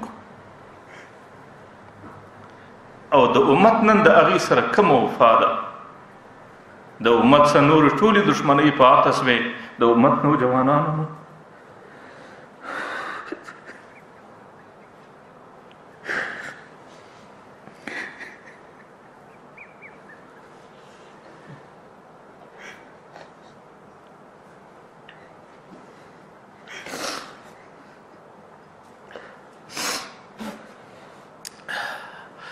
د امت نوجوانانو نن په کم شکلونه جوړ کړي دي او د امت نوجوانانو نن د پیغمبر علیه السلام دښمني په مخ اخیستې ده. نو ما درته وایي چې بس دی ډېره وسوه، راسئ الله تعالی ته توبه وباسئ پر دې خپلو اعمالو باندې، د خپل رب سره صلح وکئ، د خپل رسول او د خپل نبي سره وفا وکئ چې سبا د قیامت په میدان کې هغوی ستا د شفاعت بندوبست وکړي، چې سبا د قیامت په میدان کې ستا د هغې د حوض کوثر اوبه په نصیب سي، چې سبا د قبر توره کنده ستا دپاره د جهنت یو منظره سي، او چې د هغه رقم نکر و منکر تاله راځي هغوی په حالت د خوشحالۍ کې، په حالت د رحب او د سایې کې او د شفقت کې ستا سره حساب و کتاب کوي. ټولې ورځې تېرې سوې، ټولې شپې تېرې سوې، د روژې مبارکه میاشت راله او د روژې مبارکه میاشت هغې د یوې ورځې او د دوو ورځو میلمنه پاته ده. او زما او ستا چې په ټوله روژه کې په کوم شکل اعمال روان دي نن هم هغسې روان دي، نو توبه مې نه وکړه. آخر به کله توبه کاږو، آخر به د خپل رب سره کله صلح کوو، آخر به د خپل رب سره کله قرب و نزدېکت طلبوو. نو په دې خاطر باندې د خپل رب سره توبه کول، د جمعې مبارکه ورځ د مازدیګر په وخت کې د خپل رب سره عهد او وعده کول او خپل رب ته په دې شکل باندې کښېنستل، د ننواتې په شکل باندې ورتلل او خپل رب ته خپل عذر پر تېره ګناه باندې پیښول چې یا الله په ناداني کې راسه وسوه، په ناپوهي کې راسه وسوه، یا الله نوره ګناه نه کوم در تېره ګناه ته راک تېر سې. نو بیا خو چې کومه ګناه در څه سوې ده د هغې په خاطر باندې الله تعالی ستا سره محبت کوي، هغه ګناه در معافوي، هغه ګناه دې د عملنامې څه داسې لرې کوي لکه سړی چې د موره څه پیدا سوی. تاسو زما خبره بده مه محسوسوئ. بعضې نوجوانان هغې د روژې په دورانیه کې لږ ژره پرې شي او په دې انتظار باندې دی چې کله به د اختر شپه را رسیږي او بیا به زما پر دې ژره باندې او بیا به د اختر په مبارکه شپه زه د رسول الله پر زړه باندې چاړه چلوم. نو هغې ته دا وایم چې دا توبه نه ده، نعوذ بالله، دا د الله تعالی سره مذاق و مسخرې دي چې کومو خلکو ژیره وخریله الله تعالی هغې ته دومره په غصه او غضب کې نه راځي لکه ته چې د الله تعالی په توبه باندې د الله تعالی په ګناهونو باندې او د توبې په شکل د الله تعالی سره مذاق و مسخرې کوي. صرف الله تعالی په دې باندې دوکه کوي، الله تعالی په دې باندې خطا کوي چې ما خو په روژه کې ژیره پرېښې ده او لیکن په دې انتظار باندې ورته ناست دی چې زه به د اختر په شپه باندې ژیره خریم. دا توبه نه ده، دا صرف مذاق دی، دا صرف مسخرې دي او دا د الله تعالی د غضب او د الله تعالی د قهر مورد ځان جوړول دي. ځکه توبه دې ته وایي وان یعزم عزما جازما ان لا یعود الیها، د ځانه سره به دې کلکه فیصله دی چې آینده زه دا عمل بیا نه کوم. د دې ډیره خطرناکه خبره دا ده، تاسو دې خبره ته لږ فکر وکړئ. د بخاري شریف روایت دی، پیغمبر علیه الصلاۃ والسلام وایي لا یزنی زانی حین یزنی وهو مؤمن، زناکار په داسې حال کې زنا نه کوي چې دی صاحب ایمان وي. حضرت عبدالله ابن عباس را نقل کوي لا یقتل المؤمن حین یقتل وهو مؤمن، مؤمن په داسې حال کې قتل نه کوي چې په ده کې ایمان پاته او لا یشرب الشارب حین یشرب وهو مؤمن، شرابخور په داسې حال کې شراب نشي خوړلی چې په ده کې ایمان پاته. حضرت عکرمه د عبدالله ابن عباس شاګرد دی، ما ورته ویل چې ایمان نسته نو ایمان څه سلو؟ نو هغه راته ویل چې انه ینزع من، هغه ایمان د دې بنده څه پورته سي. په حالت د زنا کې د ایمان د سایوان پر شکل پر سر ورته ولاړي، که په دغه حالت کې پر د باندې مرګ راسي دی بې ایمان ولاړی. په حالت د ایمان کې د قاتله څه د ایمان د سایوان په شکل پر سر ولاړي او په حالت د شرابو کې د ایمان د دې شرابخور پر دې سر باندې سربیر ورته ولاړي. که په دغه حالاتو کې پر د باندې مرګ رالی دا سړی بغیر د ایمانه در دنیا تیر سو. حضرت عکرمه وایي ما د عبدالله ابن عباس پوښتنه وکړه چې ایمان یې څه سي؟ ده راته وویل چې انه ینزع منه، هغه ایمان ځینې پورته سي. ما ورته ویل کیف ینزع منه، ایمان څنګه ځینې پورته کیږي؟ ده راته ویل هکذا، دا ګوتې داسې پله کې ونیوې ثم شبک بین اصابع، دا ګوتو په مابین کې تشبیک وکړې. تشبیک دې ته وایي دا ګوتې داسې پله کې اچول. دا ایمان دی، دا بنده دی، داسې پله کې مښتې دي. لیکن چې کله دی ګناه کوي د ګناه په حالت کې وفرج بین اصابع، دا ګوتې داسې زله وغوړولې ول ایمان دې طرف ته ولاړ سي، بنده دې طرف ته ولاړ سي. ثم اذا تاب، چې کله پر دې توبه باندې پر دې ګناه باندې توبه وکړي نو عاد الیه. عبدالله ابن عباس دا ګوتې برته سره راوړې ول، دا ایمان برته سړي له داسې راسي. نو بعضې محدثین د امام بخاري څخه سیوا بعضې محدثین پر دې باندې دي چې د ګناه په وخت کې د سړي څه ایمان پورته کیږي. بعضې محدثین وایي چې دا د دغه ګناهو اثر دی چې کومې ګناوې په حدیث کې تېرې سوي دي، لیکن یوه ډېره لویه ډله د محدثینو پر دې ده چې دا د هرې ګناه اثر دی. پیغمبر علیه الصلاۃ والسلام صرف دا دوې درې ګناوې به طور تمثیل ذکر کړي دي چې د دې ګناه په وخت کې د سړي څه ایمان پورته کیږي، ورنه د هرې ګناه اثر دا دی چې د سړي څه ایمان پورته کوي. نو ګوره زما عقیده خدا ده چې زنا په دې ګناو کې اسانه ګناه په دې خاطر ده چې د هغې دورانیه ډېره کمه ده، یو ساتکه ایمان در څه پورته سو برته در باندې راورسېده.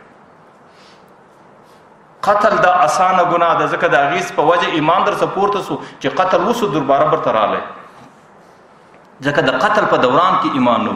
نو که خدا نخواسته د هرې ګناه په دا خاصیت چې د هغې په خاطر باندې د سړي څه ایمان پورته کېږي، بیا خو افل لکم، بیا ستاسو په نصیب تباهي ده، په خدای قسم ستاسو په نصیب بربادي ده چې کم خلک د ژیرې په مرض اخته دي د هغو هلاکت په نصیب دی. هغه بدبخته بیا پر لمانځه باندې ولاړ دی، ایمان پر سر ورته ولاړ دی. هغه بدبخته چې بیا شپه څومره تېروي په خوب کې بیده دی، ټوله شپه یې په ګناه کې. هغه بدبخته د بیت الله په طواف کې روان دی، ایمان یې پر سر ورته ولاړ دی. هغه بدبخته ټوله ورځ په تنده باندې روژه نسی لیکن ایمان یې پر سر ورته ولاړ دی، په ده کې ایمان نشته. او ایمان د دې ټولو اعمالو د قبولیت شرط دی چې ایمان دله هغه وخت راګرځي چې دی برته دا ژیره پرېږدي. نو ما درته وی چې یوه ډله د فقها د محدثینو خو پر دې باندې ده چې دا د دغه درو ګناهو د اثر دی چې د دې په خاطر د سړي سه ایمان پورته کېږي. لیکن یو بله ډله د محدثینو دا ده چې د هرې ګناه په خاطر د سړي سه ایمان پورته سي، چې ګناه یې ختمه کله برته ایمان ورته راسي. اوس نورې ګناه خو یو ساتکۍ ختمېدل لري، نو د هغې په خاطر به یو ګړی ایمان د سړي څه پورته سي، لیکن چې ګناه ختمه سه ورته به ایمان راورسېږي. لیکن دا کم نصیبه چې سهار هم په دې عمل کې اخته دی، ماښام هم په دې عمل کې اخته دی، په ویښو هم په دې عمل کې اخته دی، په خوب کې هم په دې عمل کې اخته دی، او د حج په دورانیه کې په عمل کې اخته دی، او د روژې په دورانیه کې په دا ګناه اخته دی، پر تراوه ولاړ دی په دا ګناه اخته دی. او د دې ګناه چې د پرېښې نه وي د هغه وخت د ایمان دله راګرځي نه، او د دې ګناه د پرېښولو د اراده نه لري، نو په کلونو کلونو زندګي په دا شکل ورباندې تېرېږي.